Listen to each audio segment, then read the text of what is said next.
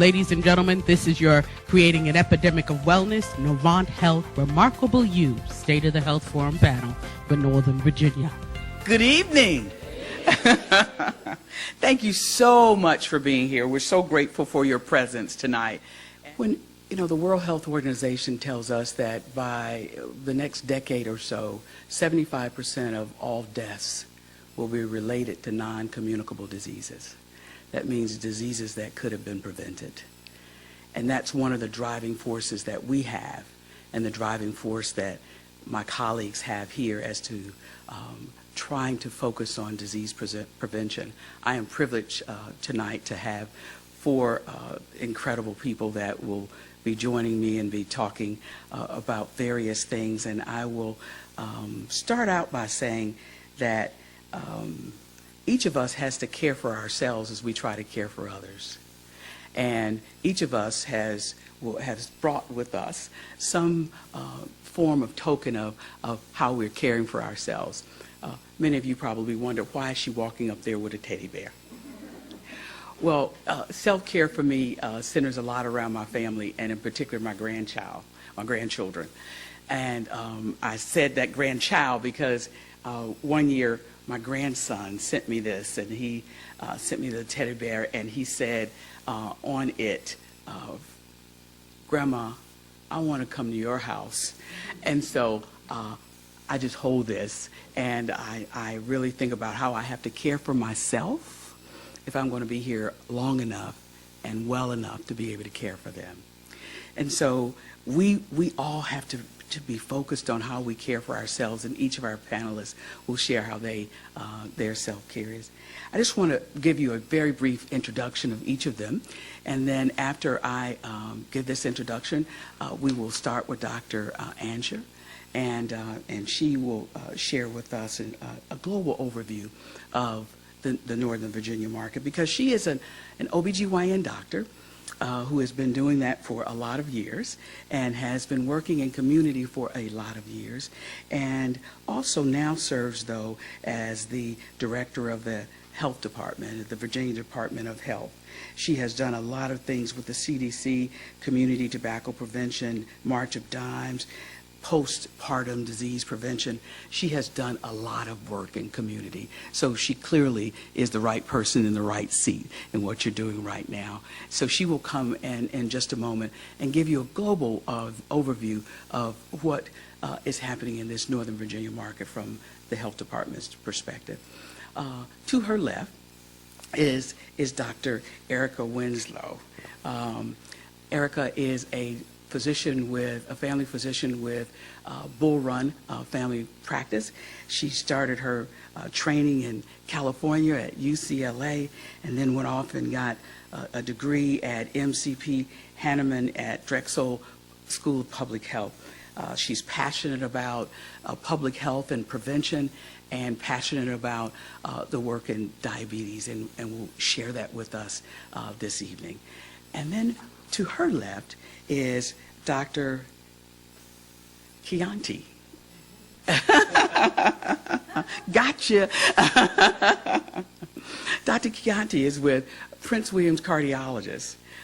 She is an incredible cardiologist and board certified in internal medicine as well. She is fully trained in nuclear cardiology, cardiovascular CTA, echocardiography, and vascular medicine. So the full gamut of cardiology services she and her colleagues can provide for you. So we're happy to have her on our panel as well. And our last panelist is Scott Ross. And Scott is a family physician that works with Bull Run, Novant Health, Bull Run Family Medicine. And Scott is from southern Pennsylvania and did his undergraduate work and medical work at Georgetown University. And Scott has a lot of interest, but one of his major interests is related to concussion work. And he has actually worked with over 1,000 young people who have had concussions in the last 2 years. Just some incredible work. I have to say this about him because we've had these conversations a lot of time.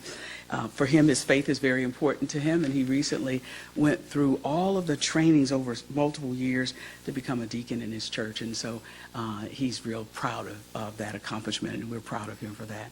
So what we will do is each panelist will come up and share with us, and then after they share, then we will have conversation further.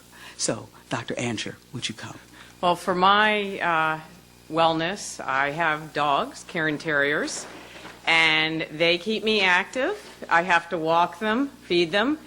They're always happy to see me when they come home. They don't care what I make them for dinner. They can eat the same thing every day and they never complain. So this is my wellness tribute to them. As the health director, I'm going to take a little different focus. Instead of individual health care, I'm going to focus a little bit more on population-based health care. Thank you. And sort of emphasize how, in spite of the fact that Northern Virginia is such a wealthy community and has a lot of health care services, we still have pockets of indigent people, and it impacts the health of our community. In fact, disease rates are increasing among low income throughout the United States. Populations living in poverty have 8 times the level of coronary artery disease compared to high income groups. Children living in poverty have significantly poorer health outcomes. Asthma is a significant issue for children living near busy streets or factories or industry. So when a person comes into a clinic, for me, I don't have all this set out, but the nutritionist does. And we try to work hand in hand with nutrition services and diabetic educators. So I will generally talk to them about their diet, because most people will hear this and don't know what to do with it. It's how you help them at home choose better food choices. So the first thing I'll say is diabetes is a condition that has to do with carbohydrates. Sugars are important, but it's starch, breads, potato, pasta, rice. Those are generally the factors that will spike your blood sugar more than eating a candy bar. Well, you shouldn't eat a candy bar all the time, but that is the culprit of diabetes, are our starches. So we go through a model. How do you choose what starches to eat? First of all, portion sizes. Size of a fist. This is a portion. Most of your plate is one single portion of your carbs, and the rest is your protein and your vegetables, typically. You can eat your carbs, but it's a single portion size. How do you select which carbs to eat? So we talk about things that people generally eat for breakfast, cereals. We have so many cereals to choose from. How do you know which one? So a lot of kids like the high sugar tricks. So I'll say, let's read the back of the label. And a lot of times I'll say, most of your diets, you want to aim for each meal 40 grams of carbs or less. So one serving of tricks will give you 27 grams of carbs. And sugar, 10 grams. If I want to choose between cereals, I look at the carbohydrates. Thank you. Okay. For the next 15 minutes, we're going to be talking about high blood pressure, what we call hypertension, and cardiovascular events, and what we can do about it. Here's a brief outline. We're going to talk about, define, what is blood pressure? What do the numbers mean, especially when your doctor is rattling off these top numbers, bottom numbers, the cardiovascular complications, and very importantly, what can you do to prevent high blood pressure, and if you have it, how are you going to treat it, and even treat it naturally? Blood pressure. Blood pressure is the force of blood flow that presses against your arteries, and arteries are special blood vessels that carry blood and oxygen to your body. You need blood pressure to deliver that blood and oxygen. If the blood pressure is ever high at points, okay, that's when we come into a bit of a problem. That's when the heart can get stressed over time, And also the blood vessels get stressed. This high pressure system kind of goes back to basic physics, but this high pressure system can damage our blood vessels and by extension our body.